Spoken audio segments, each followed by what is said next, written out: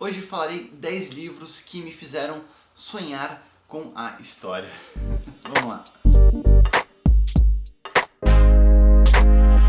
Bem-vindos ao Contracapa, meu nome é Felipe, você gosta de livro, leitura, literatura, considere escrever aqui no canal. E hoje eu vou listar para vocês 10 livros que eu lembro de ter sonhado vividamente com a história. É natural para mim quando eu leio, ainda mais séries, que tem bastante séries que eu vou apresentar para vocês, mas livros que conseguem trazer a complexidade dos personagens, trazer a complexidade do ambiente, da sociedade que mostra ali no livro. É muito comum eu acabar me conectando e eventualmente ali quando eu estiver dormindo sonhar com a história. Ainda mais quando eu tenho o costume de ler bastante antes de dormir. Então a história tá fresca quando eu durmo e eu acabo sonhando com a história ali depois. Então eu vou trazer para vocês 10 livros que eu lembro de ter sonhado e eu vou explicar por que com o que eu sonhei e, lógico, explicar um pouco a história do livro. Então, o primeiro é, na verdade, uma trilogia, que é a trilogia da Passagem, escrita por Justin Cronin. O primeiro livro é A Passagem, o segundo é Os 12 e o terceiro é A Cidade dos Espelhos. E a premissa da Passagem é a seguinte: o exército americano está testando um vírus letal em prisioneiros em modo terminal, então que vão tomar injeção letal, e eles estão criando esse vírus para fazer super soldados, e aí eles não tem quem testar porque é um vírus que causa fatalidade, então eles já estão usando em prisioneiros que já estão ali na cadeira elétrica, né, na injeção letal. E aí eles acabam criando esse vírus que deixam os prisioneiros super fortes, super ágeis, com alguns, os primeiros inclusive, com uma capacidade de telepatia, e eles acabam tendo características vampirescas. E aí eles conseguem escapar dessa prisão nos Estados Unidos e taca terror aí no mundo inteiro, fazendo todo mundo que eles morderem virar vampiros. E o livro tem essa premissa, conta essa história inicial, mas depois se passa 100 anos, quando os Estados Unidos, até onde a gente sabe, está dividido ali em pequenas colônias. Então, colônias são espaços murados com lanternas potentes para afastar esses vampiros, que são pequenas sociedades. E aí a gente acompanha a história de uma dessas colônias, e dentro dessas colônias tem os seus conflitos, tem pessoas que são mais preocupadas que as outras. E eu lembro muito vividamente de ter sonhado com a situação no mundo depois que acontece. Eu estou tentando falar sem dar spoiler, e o que eu sonhei talvez tenha um pouco mais na frente, mas eventualmente eles estão ali na colônia e eventualmente tem equipamentos que estão há muito tempo sendo utilizados, que tem muito desgaste e que eventualmente eles acabam não funcionando direito. E aí quando não funciona direito a forma de se proteger, eles acabam estando à mercê ali dos antagonistas, dos vilões. E aí quando acontece esse momento, eu lembro de ter sonhado meio pesadelo assim, falar, puta, o que eu faria nessa hora? E eu me imaginei ali no meio também. Então o primeiro livro que eu sonhei bastante com a história, eventualmente eu sonhei com os outros, só que eu não quero contar mais história porque daí já entra em mais detalhes dos outros livros também. Então o primeiro é a trilogia A Passagem, escrita por Justin Cronin. O segundo livro que eu sonhei com a história, mas eu sonhei muito, é o Jogador Número 1. O Jogador Número 1 é um universo em que o mundo todo mundo já abandonou o mundo. A gente não vai conseguir salvar as matas, a gente não vai conseguir salvar do aquecimento global, a gente não vai conseguir acabar com a pobreza, então o mundo está meio largado. E todo mundo vai para um ambiente digital chamado Oasis para poder viver as suas vidas normais. Então o pessoal passa mais tempo dentro desse Oasis do que vivendo ali no mundo real. Então esse é o contexto, só que a história mesmo é que o criador desse mundo morreu e ele deixou escondido em algum lugar desse universo digital o tesouro dele. E aí a gente acompanha a história do personagem que vai ali enfrentar os desafios para tentar descobrir onde que está esse tesouro. E aí tem uma equipe atrás, e aí tem os vilões, né? Uma corporação querendo acabar com ele, e ele tem que lidar com essa situação. E eu lembro que aqui tem muitas referências da década de 80, principalmente, e eu sou de 89, eu peguei o finalzinho, mas por contato com meu pai, que aproveitou bastante a década de 80, eu também tenho bastante referência em relação a isso. E eu sempre fui, desde pequeno, eu jogava muito videogame, inclusive eu jogava mais videogame do que eu lia, muito mais inclusive. E eu me imaginei num mundo assim, nossa, ia ser muito louco, imagina você colocar ali um capacete e tal e estar nesse mundo digital, poder fazer o que você quiser, ia ser muito louco. Então, jogador número um, eu sonhei que eu tinha um avatar, que eu ia de um mundo para outro mundo, mundos diferentes. Então foi muito louco, esse livro é muito bom. Jogador número um, escrito por Ernest Cline. O terceiro livro que eu lembro de ter sonhado com a história é Mistborn. Esse livro em especial é o terceiro da série.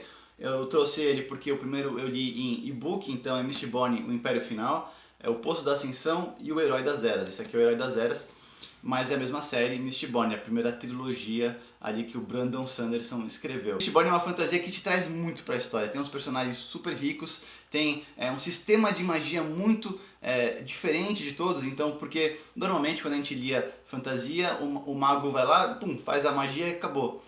E Mistborn, que são os nascidos das brumas, que são essas pessoas com características super foda, eles utilizam de substâncias do metal para conseguir fazer. Então eles comem o metal e eles conseguem queimar o tipo específico de metal para acionar um tipo específico de habilidade. Então, por exemplo, se ele ativa o ferro, acontece uma coisa, ele consegue, eu não lembro direito específico o que faz o que, mas, por exemplo, ele queima peltre e ele começa a ele fica forte, resistente.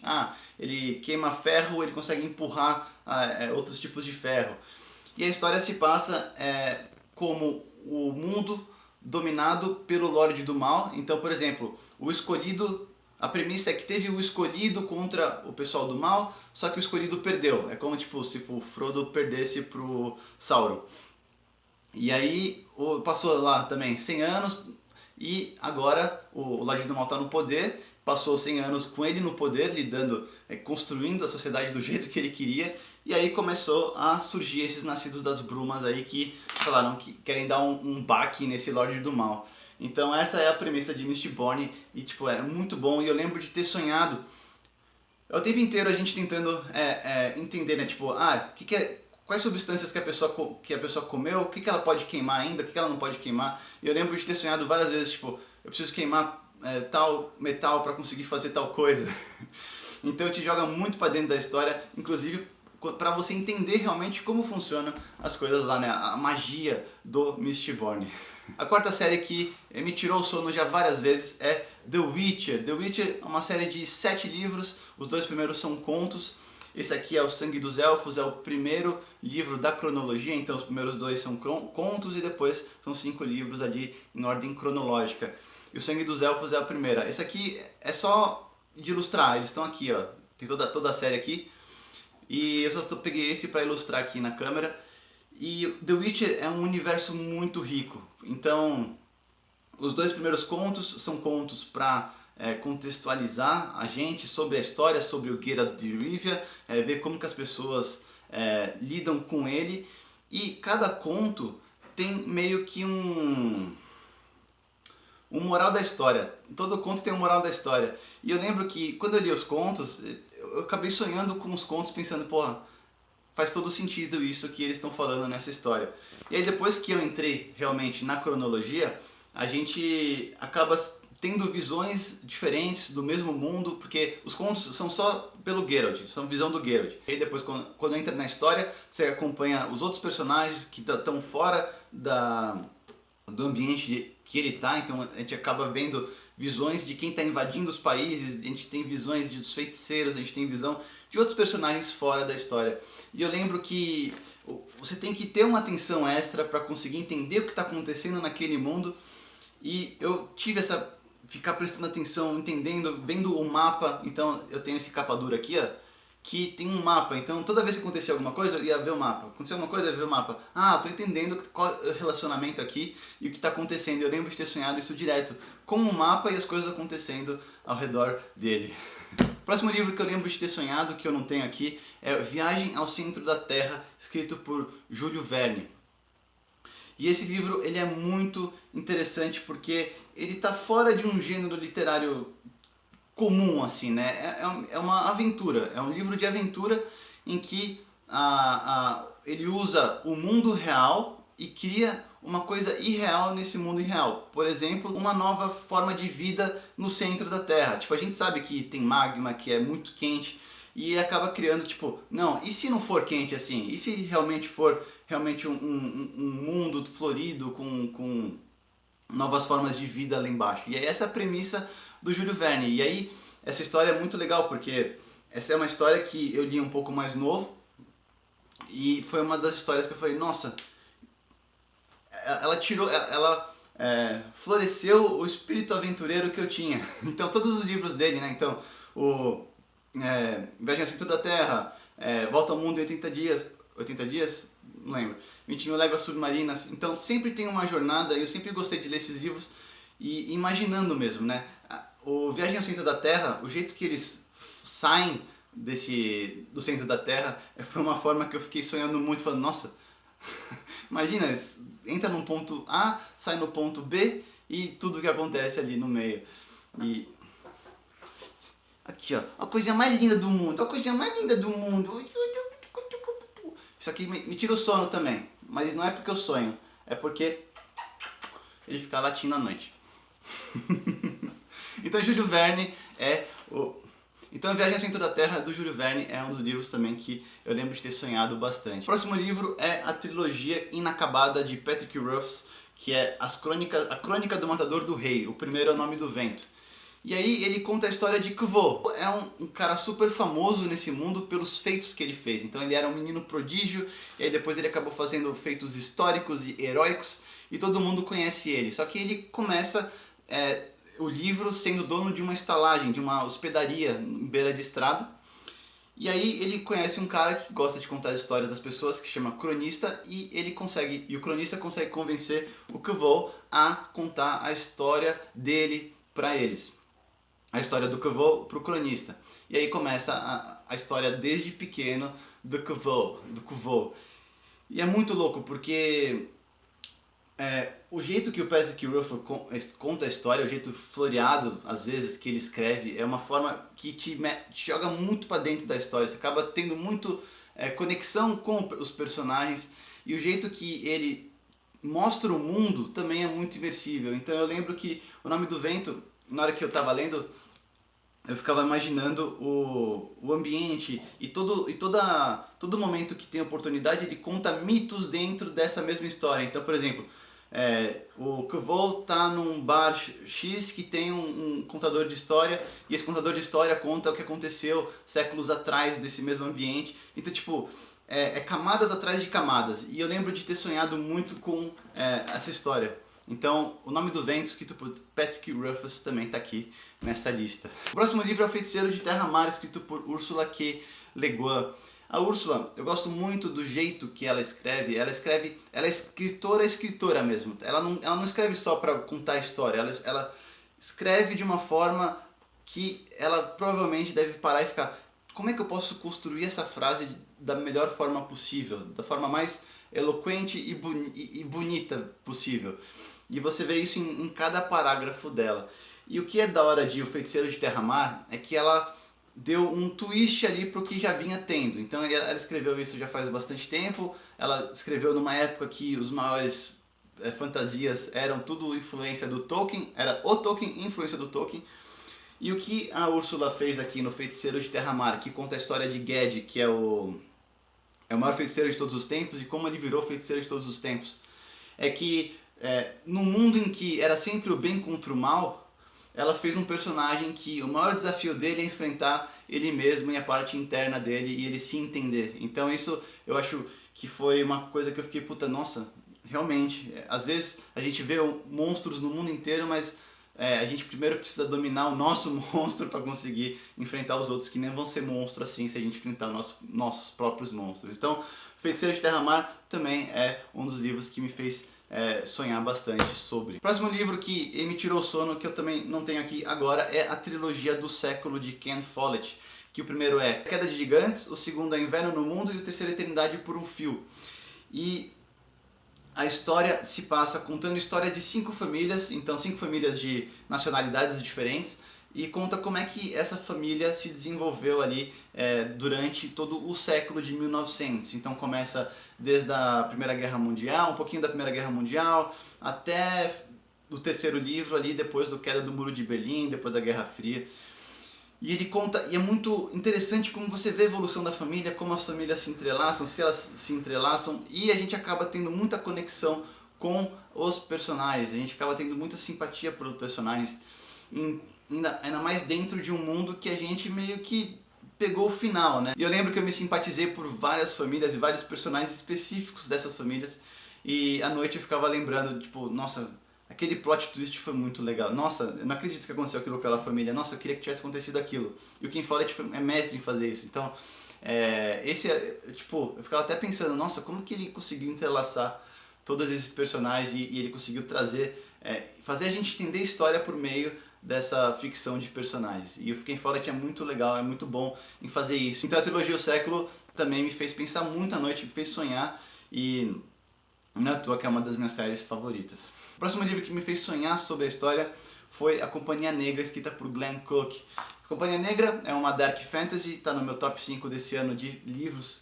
que eu li.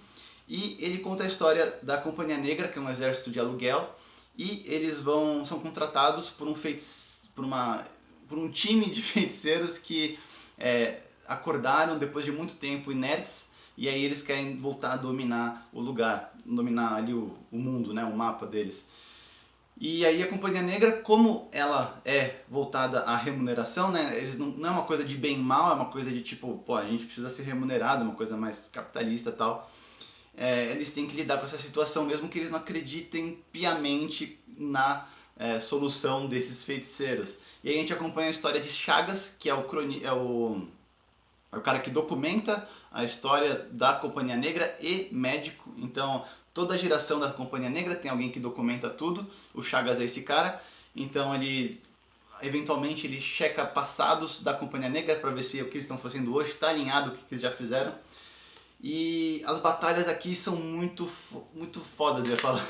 As batalhas aqui, o jeito que ele descreve os conflitos é muito forte. Isso me fazia sonhar muito com as batalhas, principalmente com os resultados das batalhas. Aqui atrás fala que o Tolkien encontra Bernard Cornwell e eu acho que é meio que isso mesmo. Você traz um mundo fantástico com batalhas e guerras viscerais ali. E isso me fez sonhar bastante também com a história. Então, Companhia Negra, escrita por Glenn Cook. E para finalizar, mais um livro do Brandon Sanderson chamado Skyward, Conquiste as Estrelas, que eu li também super recentemente. A premissa desse livro é que, num futuro bem distante, a população saiu da Terra e eles caíram nesse mundo novo. É um mundo super sem vegetação, é um mundo que eles têm que se virar para prosperar a civilização, e eles são atacados o tempo inteiro por esses Krells, que são pelos alienígenas que descem ali na atmosfera dele para atacar eles. E aí conta a história da Spensa. Spensa é uma menina que é filha de um piloto, é um dos maiores pilotos que tem ali no comando deles, e é o que mata mais esses Krells. Só que eventualmente um dia ele acaba sendo taxado como desertor, matam ele, e aí a Spensa acaba sendo chamada de covarde por toda a sua vida até o momento da história. E o que eu acho muito legal é que ela quer ser pilota também, então ela tenta entrar ali na escola de pilotagem e tal. Só que o jeito que o Brandon Sanderson escreve os momentos, os conflitos e a forma de voar é muito completo, e você tem cada gesto na nave tem um nome específico. E eu me vi muito pilotando uma nave como o Brandon Sanderson escreve aqui. Então, além dele escrever super bem, ele tem designs das naves. Opa, aqui ó. Design de nave. Ó, você tem manobras também. Então eu me via muito entendendo o que eles estavam fazendo ali na hora. E eu também me vi muito pilotando a nave, fazendo essas manobras e sentindo como que estar ali numa atmosfera em que você está sobrevoando e pilotando. Então eu acabei sonhando também com esse livro, que eu li super rápido, eu li uns 3 dias, sonhei uma noite. Acho que justamente por isso, né? Quando a gente vê alguma coisa com muita intensidade, a gente acaba também pondo no inconsciente para conseguir sonhar depois. Então esses aqui foram livros que eu sonhei com a história. Eu queria saber de vocês, tem algum livro que vocês sonham com a história eventualmente, ou que vocês sonharam uma vez só? Tem outros livros que eu sonhei também, eu posso até fazer um vídeo 2 se quiser. Então eu lembro de já ter sonhado também com Harry Potter, eu lembro de ter sonhado com a trilogia do Graal. Mas esses aqui foram alguns que eu achei muito interessante, que eu quero trazer para vocês, que eu sonhei. E eu espero que vocês tenham gostado desse vídeo. Até o próximo. Tchau!